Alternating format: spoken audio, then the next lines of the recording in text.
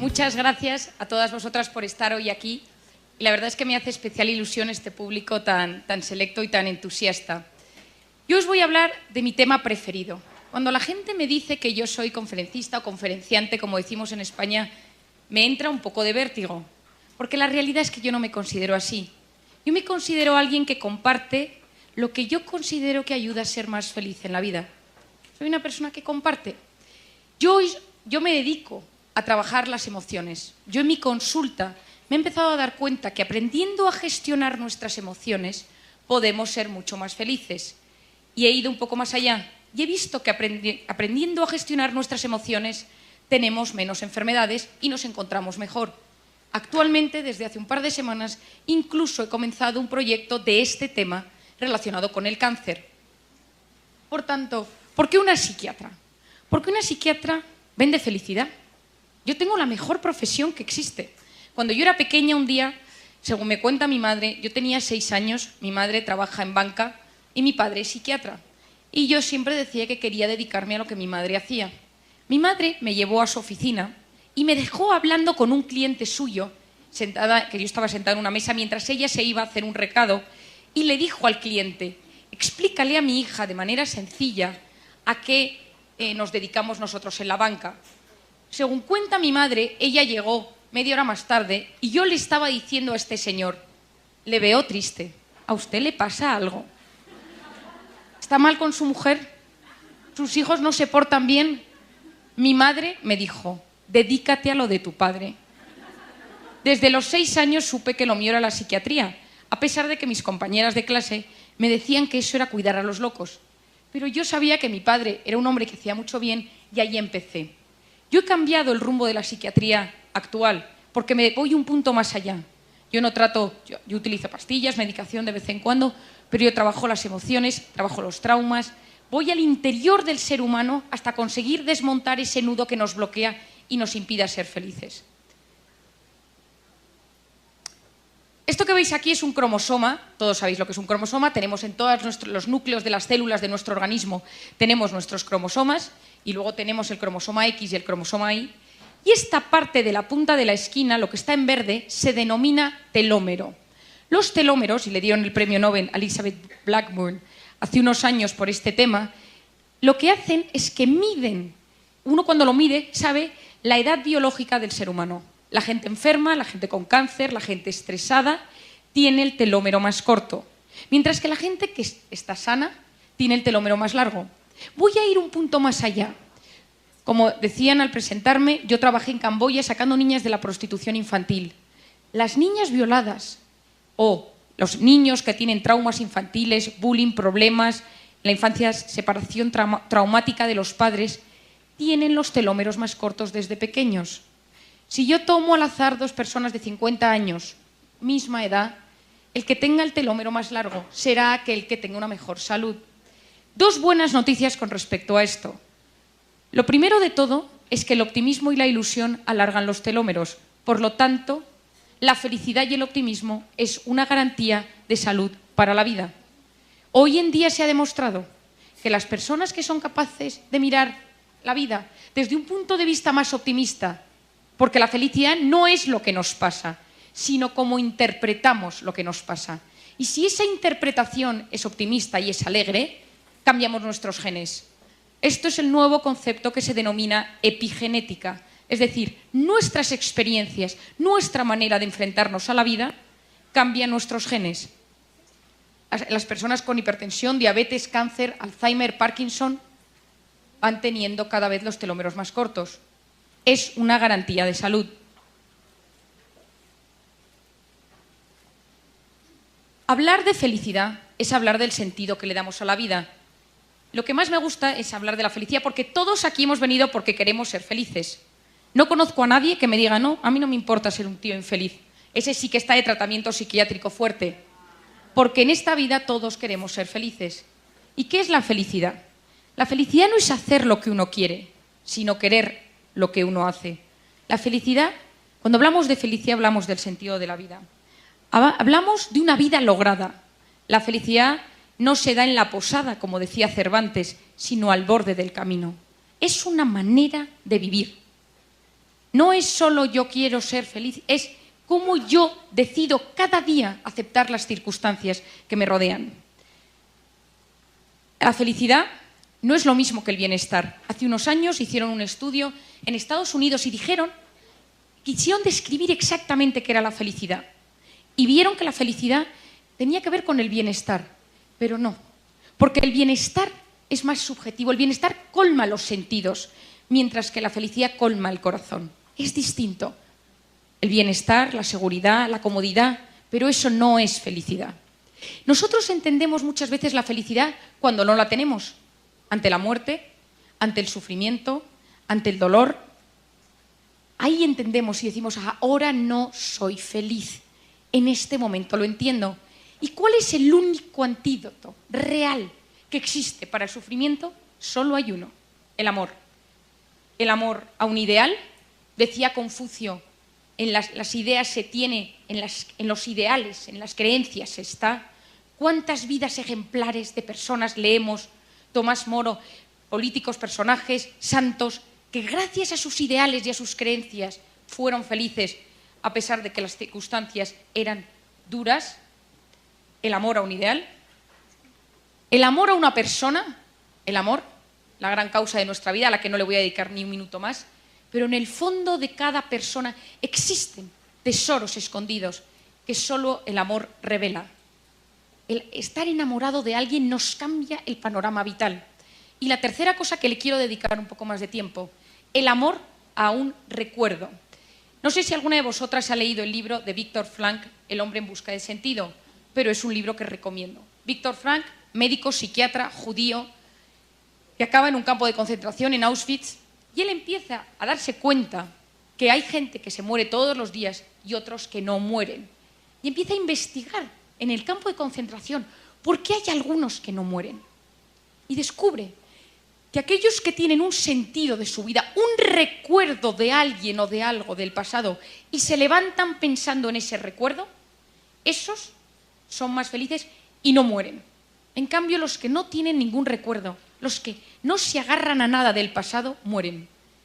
Tanto es así que hace 5 meses salió publicado un artículo de un premio Nobel japonés que hizo un experimento y vio qué pasaba en el cerebro de la gente cuando se le ponía a intentar recordar eventos del pasado gratificantes. Les hicieron resonancias magnéticas funcionales, aquellas de colores con imágenes, y se les decía y se les pedía que recordaran momentos alegres de su vida y que los describieran y que los pensaran y rememoraban. La sorpresa de este investigador fue que el recuerdo segregaba sustancias gratificantes, hormonas gratificantes como son la dopamina, la hormona de la confianza, la serotonina, la hormona de la felicidad, del placer, y se incrementaban incluso más que cuando la persona había vivido eso en primera persona. Es decir, recordar algo que nos gusta en nuestra mente genera mayores hormonas de placer y de felicidad que vivir la propia experiencia. Como anécdota curiosa, al terminar la prueba, el premio Nobel iba a pagar a toda la gente que había participado en el ensayo y le dijeron que había sido tan gratificante la prueba que preferían no recibir dinero. Es decir, el amor a un recuerdo nos puede ayudar y nos puede salvar. Viktor Frankl lo estudió y yo voy un punto más allá. Todo depende de cómo nos levantemos cada mañana y él descubre la logoterapia, el sentido de la vida. El 80% de las personas no saben por qué se levantan cada mañana. Es un automatismo, nos olvidamos por qué nos levantamos. La felicidad viene por tener motivos por los que levantarse cada mañana. La felicidad tiene mucho que ver con la manera en que nos expresamos y con el lenguaje, porque hay palabras que evocan emociones, palabras que evocan imágenes, que evocan emociones y sensaciones corporales. Pero hay 3 palabras que tocan el corazón del hombre. Por favor, gracias y perdón. Por favor, porque abre las puertas a la otra persona. Gracias, porque el agradecimiento es la memoria del corazón. Y el perdón, que para mí es la clave hoy en día para superar cualquier trauma del pasado. Cuando yo estuve en Camboya, yo tuve una experiencia muy dura, Yo estuve sacando niñas de los burdeles, de la prostitución, vi cómo violaban a niñas de 12, 13, 14 años. Escuché historias que me rompían y me resquebrajaban por dentro. Y en un momento dado pensé, ¿cómo puedo ayudar a estas niñas a que superen los traumas de su infancia? ¿Cómo puedo ayudar a una niña que ha sido vendida por su padre a un burdel, ve 40 clientes al día, le drogan y esta niña yo la saco del burdel? ¿Qué puedo hacer para que esta niña tenga una vida normal? Después de una experiencia muy impresionante, hablando un día con una niña con una vida durísima, ella me dijo a mí, ella me abrió los ojos y me dijo, una niña de 12 años, he descubierto que la única manera de poder ser feliz y de poder superar el trauma, la herida, es perdonar al que me lo hizo, por una parte a su padre o a su abuelo, y al que me violó. Y yo, toda mi terapia gira en torno al perdón. Perdonarnos a nosotros mismos por nuestros errores, que luego le dedicaré un momento, y perdonar a los demás, aprendiendo a entender la razón por la cual han sido así con nosotros. Como psiquiatra, en conclusión, ¿qué es la felicidad? La felicidad es vivir instalado en el presente, habiendo superado las heridas del pasado y mirando con ilusión al futuro. Aquellos que viven enganchados en el pasado son los deprimidos. Aquellos que viven angustiados por el futuro son los ansiosos. La depresión y la ansiedad, las dos grandes enfermedades del siglo XXI, donde se emplean más medicamentos hoy en día. Cuando tú le preguntas a alguien qué te preocupa, te habla del pasado o del futuro. Nos hemos olvidado de vivir en el presente. Esto es el equilibrio personal. Dejadme que os explique cómo funciona la mente. Hoy quiero que os vayáis con pocas ideas, pero con muy claras. Y la primera es que pensar altera nuestro mundo interior. Nosotros podemos conseguir que las cosas sucedan solo con querer que sucedan. Si nosotros queremos que algo pase, puede pasar. Y voy a dar un ejemplo muy pequeño y muy tonto, pero que lo vais a entender todas vosotras. Yo cuando me quedé embarazada, iba por la calle y solo veía mujeres embarazadas. Y pensé, toda mi zona, todo mi barrio, todas las mujeres se han quedado embarazadas a la vez que yo. Cuando yo di a luz y paseaba a mi hijo por el parque, solo veía cochecitos y parques. Ya no había mujeres embarazadas en mi barrio. Hace unos meses tuve un esguince en el pie, iba a la pata coja, iba con una especie de muleta. Solo había gente con muletas en mi barrio. Llegué incluso a pensar que me copiaban y hacían todo lo que yo quería. Todos vosotros habéis descubierto que si algo os interesa o estáis preocupados por algo, de repente todo a vuestro alrededor gira en torno a eso. Esa palabra, todo el mundo está hablando de ese tema. ¿Por qué sucede eso? Porque cuando queremos prestar atención a un tema, se activa una zona del cerebro que se llama el sistema reticular activador ascendente, no os quedéis con el nombre, por favor, el cual hace que nosotros podamos fijarnos y prestar atención en aquello que nos preocupa o que nos interesa. Por lo tanto, nosotros podemos hacer que las cosas pasen porque nuestro cerebro se activa para poder prestar más atención y captar eso que estamos buscando. Y eso es con el optimismo. Porque una persona optimista activa zonas cerebrales que se lo permiten. Os voy a contar una anécdota relacionada con esto. Hace unos años yo me fui a trabajar, me propusieron irme a las Naciones Unidas a ayudar en la entrega de unos premios a 10 mujeres que hubieran ayudado a mejorar los objetivos del milenio y los microcréditos. Era una entrega de premio a 10 mujeres. Esas mujeres eran Carolina Kurkova, Shakira, Hillary Clinton, la reina Nor de Jordania. El nivel era muy alto y yo iba acompañando a la directora de los premios por el tema del inglés y porque yo tenía un poco de tiempo libre y me parecía que era un plan que no podía faltar. El caso es que dos días antes de marcharme, yo estudiaba en la Universidad de Navarra, me encanta estar hoy aquí, estudiaba yo en la Universidad de Navarra, me llamó el rector, que yo no conocía por ese momento, y me dijo, necesito hablar contigo. Fui a verle, a su despacho, y me dijo, me he enterado que te vas a las Naciones Unidas una semana. Y le dije, sí, me voy a entregar unos premios, ayudar en la entrega de unos premios. Me dijo, te quiero pedir un favor. Si ves a Kofi Annan, entonces secretario general de las Naciones Unidas, dile que estudias en la Universidad de Navarra, que este año es el aniversario de la universidad, háblale de nosotros. Y yo pensé, yo a Kofi Annan no le voy a ver. Pero activé mi sistema reticular activador ascendente y dije, por si acaso, voy a ver si lo encuentro. Y siempre que quiero encontrarme con alguien, me lo encuentro. Porque la gente dice que tengo suerte, no es verdad. No es cuestión de suerte, es que siempre estoy abierta a que me pasen cosas. Y hago un paréntesis. Yo soy absolutamente fan de Chayanne. Me encanta. La canción de Torero ha impulsado grandes momentos en mi vida.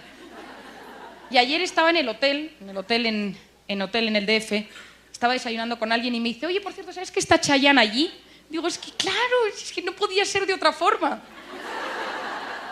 Porque cuando uno quiere que algo pase, puede pasar. El caso es que yo me voy a las Naciones Unidas, por supuesto, no veo a Kofi Annan por ninguna parte, y cuando estamos en medio de la entrega de premios, salgo por la puerta de atrás y me voy al baño. Y me encuentro en el baño una señora rubita, blanquita así, mona, y yo, que como podéis observar tengo una cierta timidez, le digo, ¿qué tal? Digo, ¿viene usted a la entrega de premios? Me dice, sí. Le digo, ¿sabe cómo ir? Y sin que le dé tiempo a responder, le explico cómo funcionan las Naciones Unidas, a qué puerta se tiene que dirigir, quiénes son las premiadas, qué son los microcréditos, cuáles son los 10 objetivos del milenio. La señora me da las gracias muy educadamente y se marcha. Al cabo de un rato la vi en la sala al fondo y dije, pues la señora ha encontrado su sitio.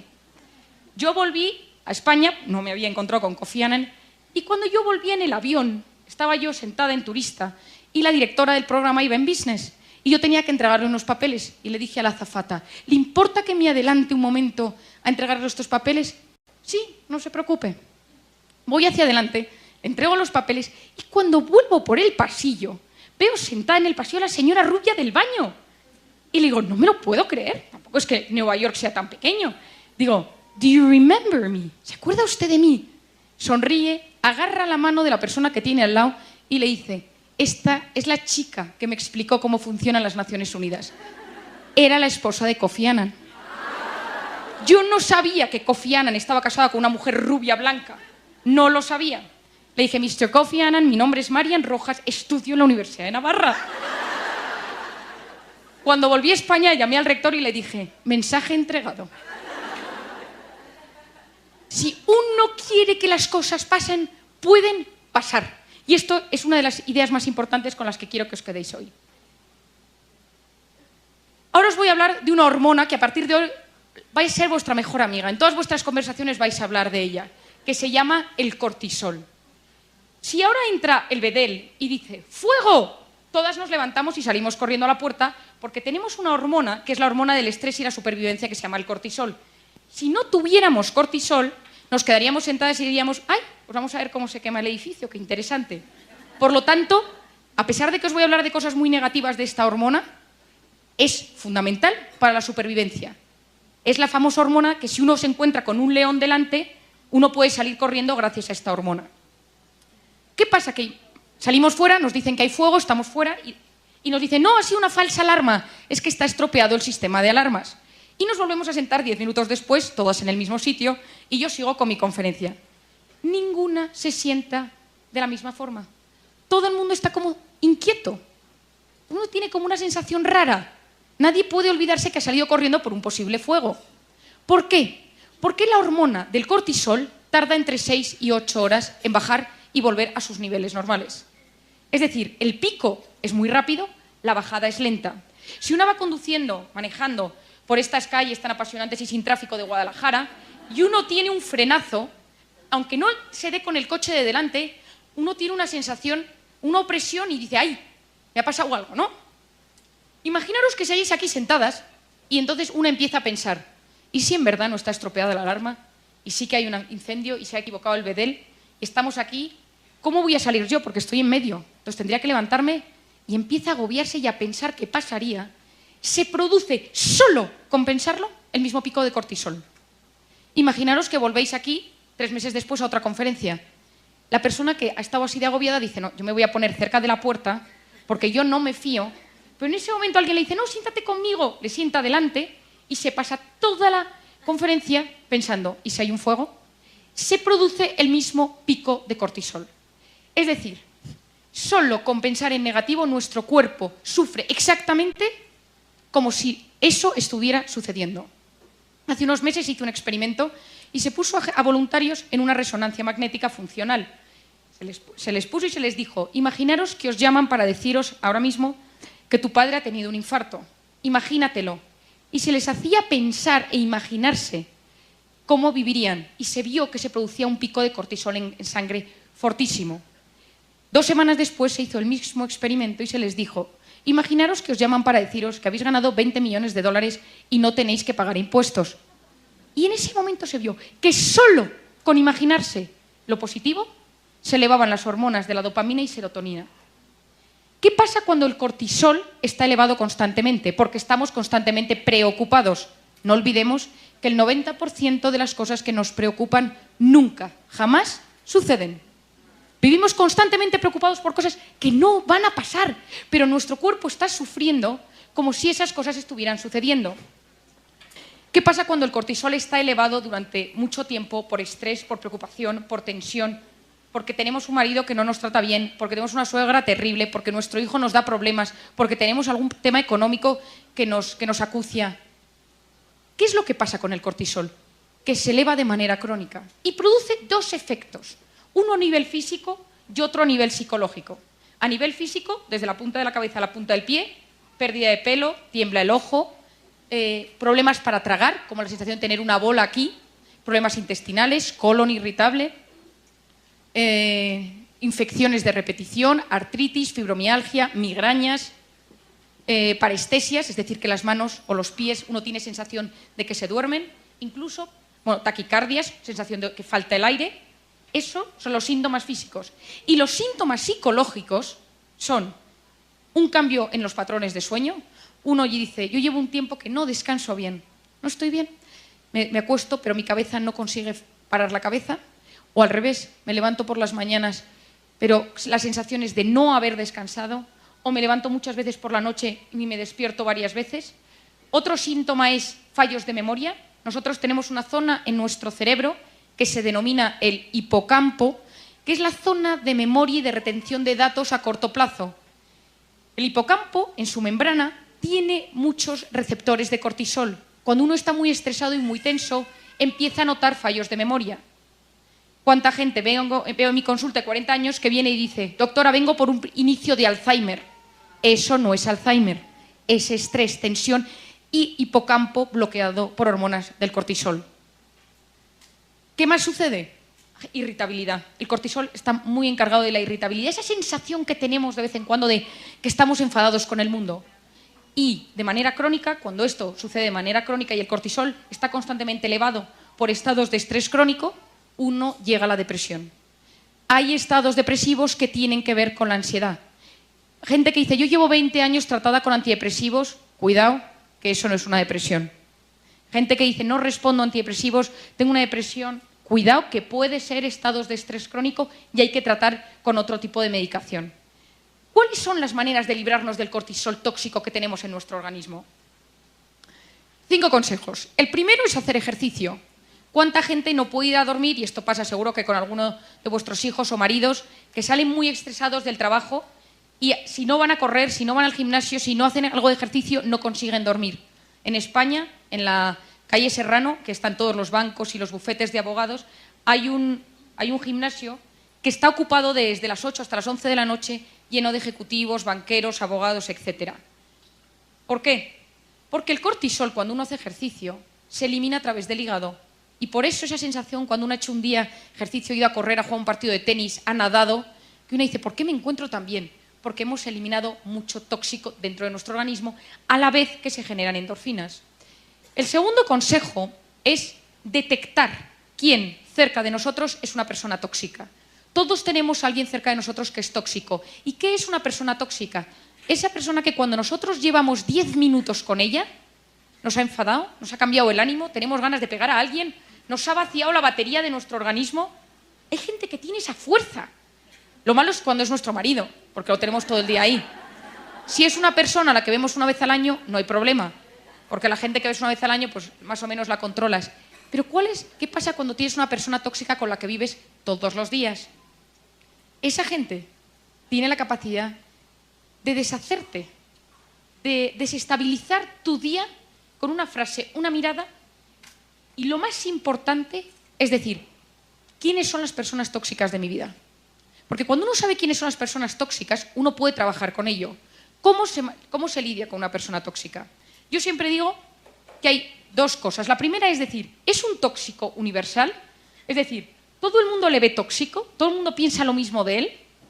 ¿O es un tóxico personal? Es decir, hay gente que le cae muy bien, hay gente que se lleva muy bien con esta persona, pero yo no le puedo soportar. No tiene nada que ver, porque si es un tóxico universal, pues bueno, quizá haya que eliminarle, pero esa persona, el tóxico universal, tiene un problema, porque tiene un problema personal, porque segrega esa mala vibración a todo el mundo. Pero cuando es un tóxico que es para nosotros, especialmente para nosotros, yo siempre digo que hay que hacer dos cosas. La primera es, ¿por qué me afecta tanto lo que me dice? ¿Y qué me genera lo que me dice? Es decir, si yo os voy a dar un ejemplo. Yo tengo una amiga mía que siempre que estoy con ella es muy tóxica. Y no sé por qué cuando llevo 10 minutos con ella me quiero ir.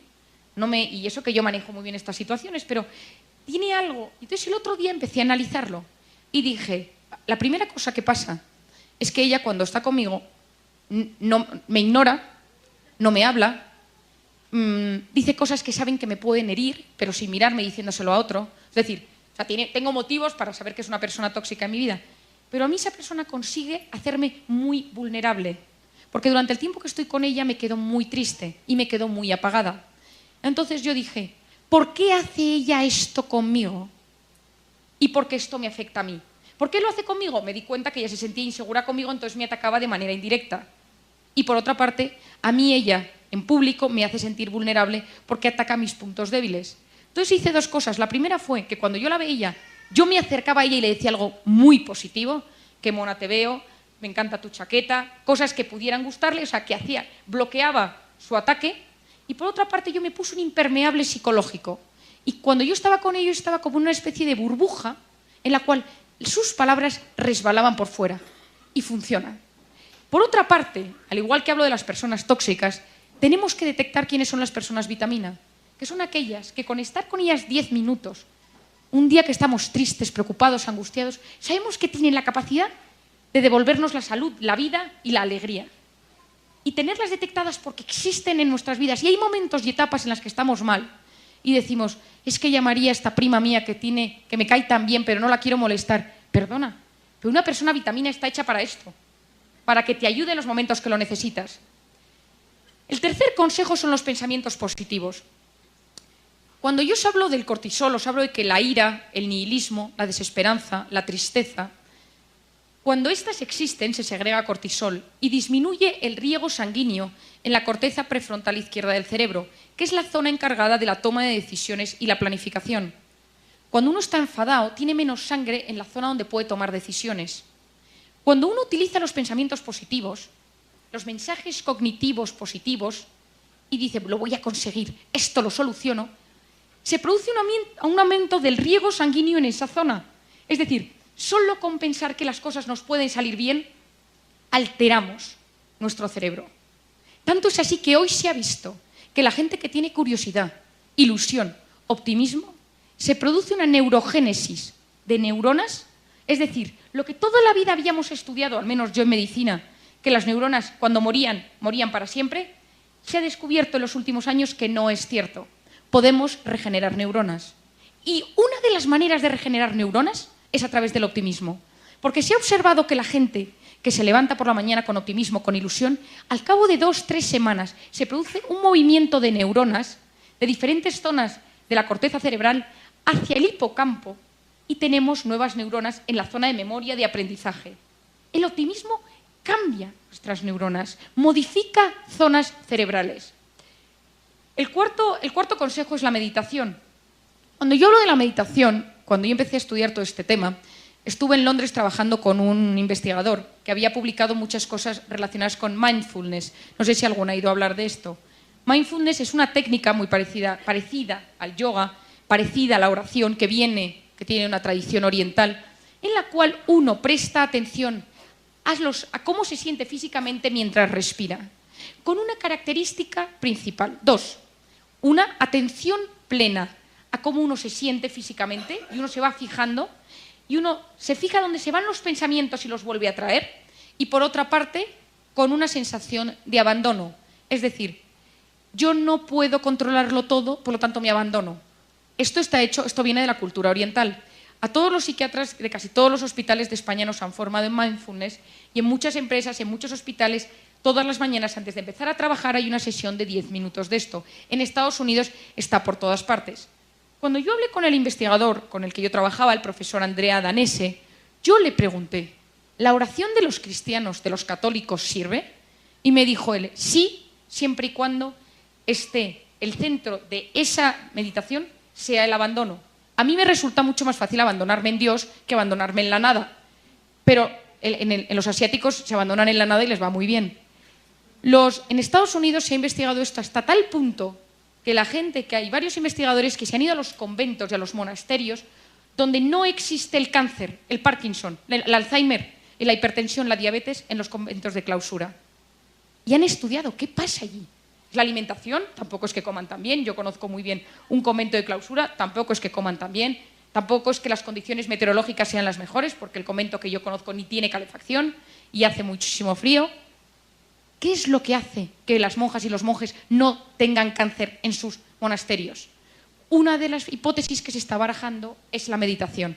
Se ha observado que la gente que medita 10 minutos al día, que reza, que medita tranquilamente, no que está preocupada y le da vueltas a temas, no es lo mismo. Que la gente que medita 10 minutos al día aumenta el grosor de la corteza cerebral, disminuye la hipertensión, la diabetes y el riesgo de enfermedades cardiovasculares. Acabo de publicar un capítulo en un libro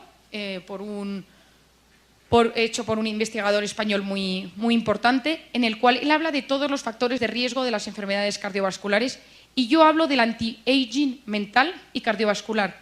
Y la parte del capítulo que me pidieron que escribiera era de cómo la meditación y el mindfulness podía afectar al corazón. Y los resultados son asombrosos. Hoy en día en gente con cáncer, en gente con ictus, con infartos cerebrales, se ha observado que meditar hace incluso que la gente deje de tomar medicación. Y como quinto punto, el omega 3. El cortisol es una sustancia que segrega productos inflamatorios, tromboxano, proteoglicanos, es decir, moléculas interleuquinas, moléculas inflamatorias por todo el organismo. Es un inflamador del organismo. Por lo tanto, cuando uno está estresado, a la zona más vulnerable de nuestro organismo, en mi caso son los dientes, empiezo a tener dolor de dientes. La gente que tiene problemas intestinales empieza a tener problemas intestinales. Gente que tiene debilidad muscular tiene problemas musculares. El omega 3, que sirve para muchísimas cosas, pero en el caso que hoy nos atañe, frena la proliferación de todas esas sustancias. Hace como un protector, como un antiinflamatorio. Hoy en día la Asociación Americana de Psiquiatría recomienda el omega 3 asociado a todos los tratamientos psiquiátricos. Yo, por ejemplo, en las mujeres embarazadas con depresión, bajo la medicación vía oral y añado omega 3 y se ha visto que tiene el mismo resultado para la depresión en el embarazo. Los pacientes con esquizofrenia, trastornos bipolares, adicciones, etcétera, porque tiene muchas características positivas que ayudan. Os voy a dar de manera breve 7 consejos para conseguir gestionar bien nuestras emociones. Porque lo que a mí más me interesa hoy es que vosotros sepáis que para ser feliz y para tener buena salud y para tener, por todo lo que os he explicado del cerebro, de la epigenética, de las neuronas, del hipocampo, etcétera, una de las cosas que mejor nos puede ayudar es saber gestionar nuestras emociones. ¿Y eso cómo se hace? El primer punto es conocerse. Y cuando digo conocerse es conocerse de verdad. ¿Quién soy yo? Yo veo gente en mi consulta todos los días y les digo, descríbete, y me dice, bueno, yo soy simpática, la gente me quiere, tengo amigas. Digo, no, pero profundiza. No lo sé. Yo siempre hablo de que, y muchas veces lo utilizo para que la gente se conozca mejor, y digo, háblame de ti y de cómo te ven los demás. Porque todos tenemos 3 facetas. La que mostramos a los demás, es decir, la que los demás ven. Por otra parte, lo que yo quiero mostrar a los demás y lo que en verdad soy. Lo que yo muestro a los demás es la imagen. Lo que yo creo que soy es el autoconcepto. Pero luego está la tercera faceta, que es la verdad. A mí cuando alguien me dice, es que no me conozco bien, le digo, ¿tu madre qué dice de ti? Que soy súper desordenado. ¿Eres desordenado? Yo creo que no. ¿Por qué tu madre dice que eres desordenado? Y así empiezo. ¿Por qué es importante conocerse? Porque cuando uno se conoce, uno se comprende. Cuando uno se comprende, uno se acepta. Y cuando uno se acepta, uno puede superarse. Conocernos, comprendernos, aceptarnos y superarnos. Es imposible superarse si uno no se conoce. El segundo punto clave, importante, y más hoy en un perfil de mujeres, con los hombres esto lo hablo de otro tema, cuidado con el exceso de autocrítica y exigencia. Huir del perfeccionismo excesivo. La gente excesivamente perfeccionista son los eternos insatisfechos. Nunca está suficientemente bien hecho esto, la comida no está en su punto, este documento que tengo que mandar no está bien, este email lo voy a volver a mirar, la ropa no está bien planchada. El perfeccionista es el eterno insatisfecho. En Harvard se ha observado que la gente, el 60-80% de la gente que está constantemente preocupada y que se exige mucho y se hace autoboicot interno, tiene muchas más migrañas, ellos lo han estudiado en la migraña, que la gente que no lo tiene. La psicoterapia es clave. Yo hago mucha psicoterapia en mi consulta porque entra para desenmascarar esta corriente devastadora. Cuidado con el autoboicot, que nuestra voz interior sirva para subirnos, para elevarnos y no para hundirnos. ¿Cuántas veces nuestra voz interior te dice, no lo vas a conseguir, no puedes, eres un desastre, esto no está bien para ti? En ese momento, ese autoboicot, se vuelve a generar toda esa hormona del cortisol de la que os hablaba antes. Tenemos que usar nuestro diálogo interno, que existe constantemente, para apoyarnos, no para hundirnos. Ese diálogo que tenemos dentro de nosotros. Tal Ben Shahar es un psicólogo israelí que imparte la asignatura más concurrida de la Universidad de Harvard, que es Cómo ser feliz. Y él habla de esto, y él dice una cosa, que es, si quieres triunfar más y ser más feliz, debes empezar por fracasar el doble. Y sobre todo, por aceptar el fracaso. No pasa nada por de vez en cuando caer. Yo admiro a la gente que ha caído y que se ha recuperado. El éxito oculta lo que la derrota enseña. Y es así. La gente exitosa no se da cuenta de nada. En cambio, los que han bajado y se han recuperado, eso sí. Por lo tanto, en esta vida no tenemos que negarnos a, de vez en cuando, poder caer.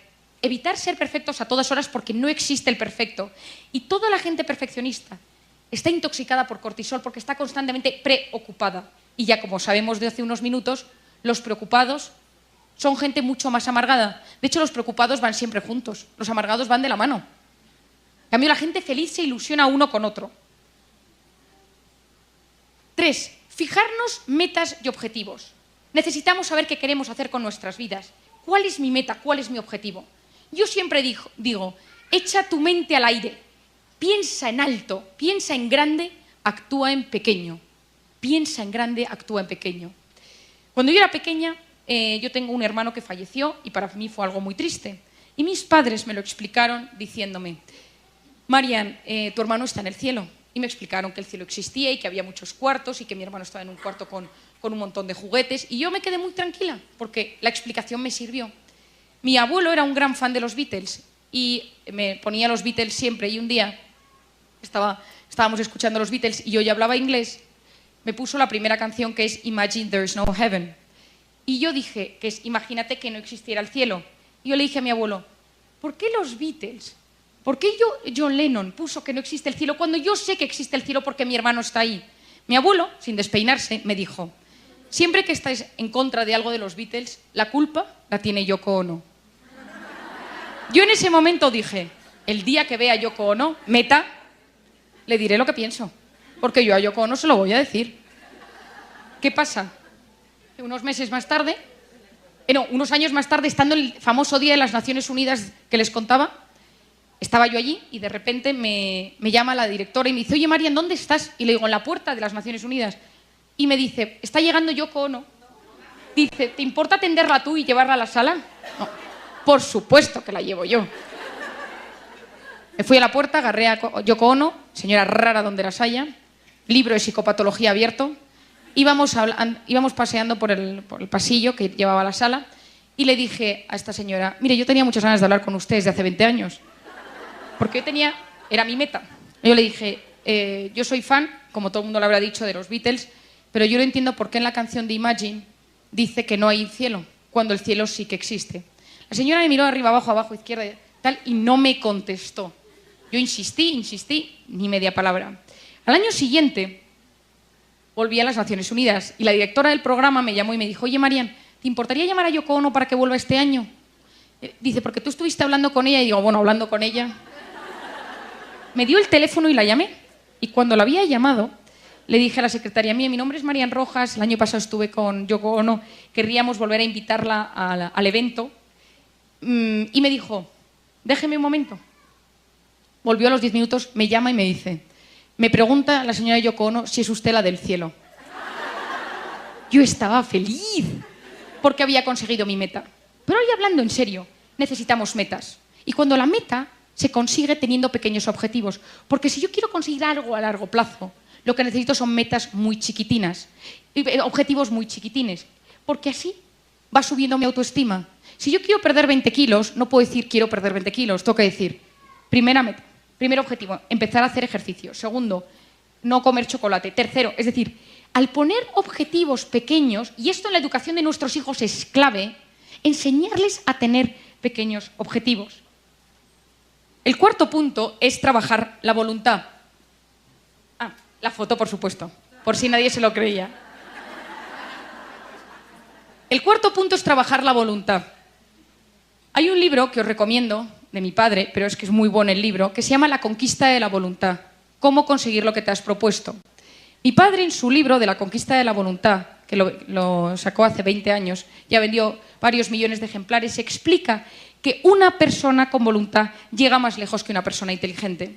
Y explica cómo el orden, la constancia, en la cabeza, en las acciones, en el plan, puede cambiar nuestra vida. Hace unos meses, el investigador de la Universidad de Columbia, Walter Mischel, ha sacado un libro que se llama El test de la golosina, The Marshmallow Test, en el cual él hizo un experimento hace 30 años, puso a unos niños con un plato con un marshmallow, con una gominola, y les dijo, si puedes esperar 10 minutos a tomártelo, te doy 2. Hubo niños que se lo tomaron y otros que no. Y lo siguió durante 30, 40 años. Y observó que de esos niños, los que habían aguantado con 4 años a la segunda gominola, tenían vidas más plenas, menos problemas, menos enfermedades, más dinero, mejor situación socioeconómica. Es decir, la voluntad es clave para conseguir lo que uno se ha propuesto. Trabajar la capacidad de posponer la recompensa. El quinto punto es la asertividad. ¿Qué es la asertividad? Es el punto intermedio entre pasividad y agresividad. Es decir, di sí cuando quieras decir sí, di no cuando quieras decir no. ¿Cuántas veces nos pasa, yo creo que a las mujeres incluso mucho más, que vas a un sitio pero no querías ir, pero te da pena decir que no querías ir, o te pones algo porque sabes de ropa que sabes que a tu madre le gusta, pero no te sientes bien, pero por ella te lo pones, o te compras algo que... Eso genera gran cantidad de cortisol, porque estamos actuando en contra de lo que somos y estamos constantemente haciendo lo que los demás quieren que hagamos nosotros sin ser así. Yo siempre cuento una anécdota. Cuando yo salía por la noche con mis amigas, a mí no me gustaba, yo era de las que cuando la noche ya 2 de la mañana, 3, 2, 1:30, 4, y ya veía que para mí ya se había acabado, decía, me voy. Y todo el mundo me decía, ¿ya? Yo es que me quiero ir ya, no te vayas. Entonces muchas veces me quedaba porque mis amigas querían que me quedase a las 4 de la mañana con ellas 1 hora más, sin hacer nada, porque esas, por la noche, nada, no hay nada que hacer. Hasta que una mañana me levanté y dije, se acabó, porque yo notaba que al día siguiente me levantaba enfadada conmigo misma, porque no había tenido la asertividad de decir las cosas. Entonces yo decía, es que estoy cansada. Es decir, que digamos las cosas con nuestros maridos, con nuestros hijos, cuando las cosas nos sientan mal, que seamos capaces de decir sí cuando queremos decir sí, y no siempre, por supuesto, políticamente correcto y con educación. Pero es fundamental. Yo siempre lo explico de una manera muy sencilla. Si yo tomo a alguien y le digo, ¿qué chaqueta tan fea llevas?, esta persona reacciona de 3 maneras. La primera es que me diga, fea tú, es decir, ella se pone un muro y me ataca. La segunda es que ella se quede con la idea en la cabeza y empiece, ¿no le ha gustado mi chaqueta? ¿Por qué? Pues si es bonita. Y se va a su casa y dice, con la ilusión con la que yo me había puesto la chaqueta, tal, y empieza a darle vueltas y a darle vueltas y a darle vueltas. Y la tercera opción es que esta persona diga, no me ha gustado lo que me ha dicho, que se vaya y que cuando vuelva, al cabo de un rato me diga, ¿por qué no te gusta mi chaqueta? Y le digo, no, es que a mí el verde no me sienta bien. A ti te queda muy bien, pero a mí no me sienta bien. Entonces, nosotros, si nos quedamos todo dentro, es como que nos tragamos clavos y hay que sacarlos. Más vale sacar un clavo y que haga daño a tener clavos dentro. No, a mí nada me afecta, todo me lo quedo para adentro. Esa persona que te está diciendo eso, migrañas, colon irritable, fibromialgia, dolores, o ya incluso cáncer. Cuidado, aprender a gestionar nuestras emociones es aprender, gracias a la asertividad, a expresar cómo nos sentimos. El sexto punto es la inteligencia emocional, que es la clave. ¿Qué es la inteligencia emocional? La inteligencia emocional es la capacidad de entender nuestras emociones, la capacidad de ponernos en el lugar del otro, la capacidad de empatizar. Lo contrario son los alexitímicos. A, partícula negativa, lexos, lenguaje, timia, emociones, la incapacidad para expresar las emociones. Y muchos de vuestros maridos lo tienen, porque es muy común entre los hombres. Es decir, los hombres, ¿qué tal estás? Bien, bien. ¿Te pasa algo? No, no. En cambio, nosotras tenemos muchísima más inteligencia emocional. Entendemos a nuestros hijos, entendemos cómo se sienten, entendemos qué quieren. Yo estuve estudiando mucho tiempo. Cuando yo di a luz, tengo un bebé de 10, 11 meses, y cuando di a luz mi mente cambió completamente, aparte de que no me acordaba de nada, dije, ¿qué ha pasado con mi cerebro? Me lo han transmutado. Y empecé a estudiar y a investigar qué había pasado con mi cerebro. Descubrí muchas cosas, pero la más importante que quiero transmitiros hoy, para que vosotras también entendáis como madres cómo sois, es que durante el embarazo hay células del bebé que se quedan implantadas en el cuerpo de la madre y en el cerebro de la madre. Esa es una de las razones por las cuales nosotras sabemos cómo están nuestros hijos. Cuando nosotros decimos, a Pepito le pasa algo, y marido dice, yo le veo igual que siempre, y tú dices, no, le pasa algo. Y efectivamente, vas a Pepito y a Pepito le pasa algo. Y tu marido dice, ¿cómo lo sabes? ¿Lo sabes? Nosotras tenemos una inteligencia emocional mucho mayor. La inteligencia emocional hoy en día es clave para gestionar las emociones. Quien no sabe entender sus emociones y ponerse en el lugar del otro, sufre. Y no es una persona feliz. Y acabará teniendo algún síntoma. Y el quinto último punto es educar en el optimismo. Porque mi mensaje de hoy es que se puede aprender a ser feliz. Y yo, de hecho, y lo digo hoy aquí, hoy voy a proponer en el IPADE una asignatura que sea Aprende a ser feliz. Porque se ha demostrado que la felicidad se aprende. Hoy, en 45 minutos, yo os he dado unas pautas básicas sobre cómo se transforma nuestro cerebro por ser feliz. No olvidemos que cualquier situación puede verse en clave de problema o en clave de solución. No, la felicidad no es lo que nos pasa, sino cómo interpretamos lo que nos pasa. Podemos educar nuestra mirada. Saber mirar es saber amar. Y si uno mira amablemente las circunstancias, uno quiere más. Y querer siempre es bueno para el corazón. Última idea, la ilusión cambia nuestro cerebro, la alegría cambia nuestro cerebro. Se elevan hormonas positivas, la dopamina y la serotonina. Conseguimos que estructuras cerebrales se amplíen. La zona de resolución de problemas recibe más riego sanguíneo. Nuestra epigenética cambia si somos optimistas. Tenemos mejores genes. Quiero terminar, porque se me echa el tiempo encima, con una cita de un pensador oriental que me parece muy interesante. El que conoce lo exterior es erudito. Quien se conoce a sí mismo es sabio. Quien conquista a los demás es poderoso. Quien se conquista a sí mismo es invencible. Muchas gracias.